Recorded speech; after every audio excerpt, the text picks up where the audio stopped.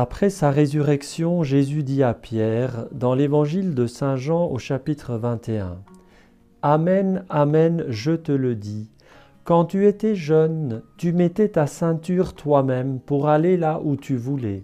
Quand tu seras vieux, tu étendras les mains, et c'est un autre qui te mettra ta ceinture pour t'amener là où tu ne voudrais pas aller. » Jésus disait cela pour signifier par quel genre de mort Pierre rendrait gloire à Dieu.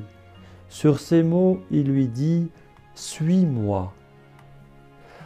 Dans notre vie humaine, il y a les âges de la vie, il y a le moment de la naissance, de la dépendance vis-à-vis des parents, un moment de croissance, un moment ensuite d'autonomie, l'âge adulte, un moment où nous sommes particulièrement acteurs de notre vie, et puis il y a un moment de nouveau de déclin par rapport à cette autonomie et d'une certaine dépendance, et parfois de grande dépendance, avant le grand passage vers ce qui vient après la mort. Dans la vie spirituelle chrétienne aussi, il y a différents moments, comme des âges de cette vie spirituelle. Il y a un moment de naissance à la vie surnaturelle, nous naissons à la vie d'enfants de Dieu. Il y a des moments de croissance, des moments de combat et de croissance dans le combat où nous atteignons une certaine maturité. Il y a des moments aussi de déclin apparent de notre vitalité spirituelle. Il y a des moments de dépendance plus forte et quelque chose qui ressemble un peu à une certaine mort au vieil homme, à nous-mêmes, où on est comme jeté en terre comme une semence pour porter un fruit qui nous dépasse. Et ces moments-là sont des moments qu'on pourrait comparer aux moments de grande dépendance dans la vie humaine. Et c'est un peu ce que Jésus est en train de suggérer à travers cette parole adressée à Pierre. Il y aura un moment où un autre te mettra la ceinture et te mènera là où tu ne voudras pas. Alors il fait allusion au martyr, mais le martyr est hautement significatif de ces moments de vie spirituelle où nous mourrons à nous-mêmes pour naître à Dieu.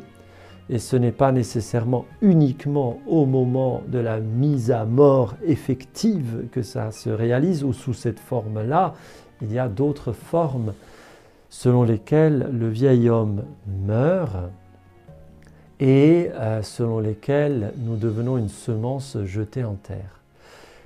Je t'invite aujourd'hui à recevoir les circonstances de ta vie que tu n'as pas choisies et qui te mènent peut-être là où tu ne voulais pas aller, ou vers des formes de sacrifice que tu ne cherchais pas, que ce soit à travers l'épreuve de la maladie, à travers les contingences actuelles imposées par une situation sanitaire, politique, sociale, que ce soit l'épreuve due à des crises relationnelles, humaines ou économiques, l'épreuve du chômage, toutes sortes d'épreuves.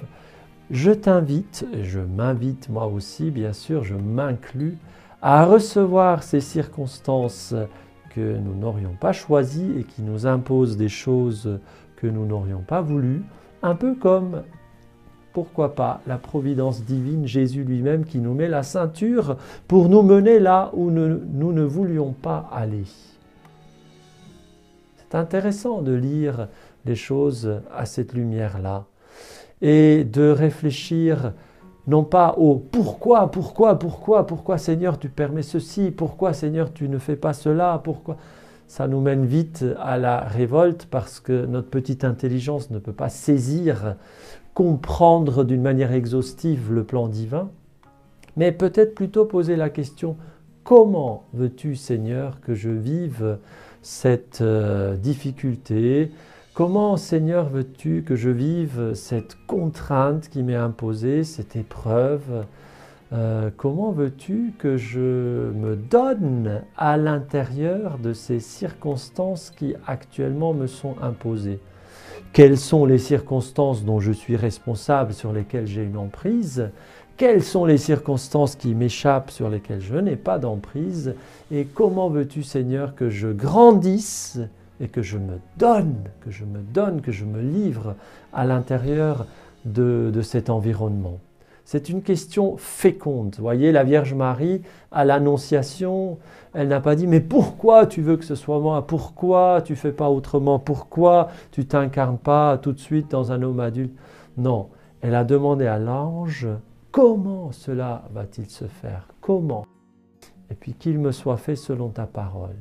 Donc cet aspect d'abandon, de confiance, de se laisser faire, d'accepter de se laisser faire et de demander au Seigneur la lumière et les forces pour le vivre de la manière la plus divine, la plus charitable, la plus convenable possible, selon les plans de Dieu. Seigneur, donne-nous cette lumière et cette grâce d'abandon pour vivre notre aujourd'hui, là où nous sommes, selon tes desseins, selon ton désir et de la manière la plus féconde possible. Amen.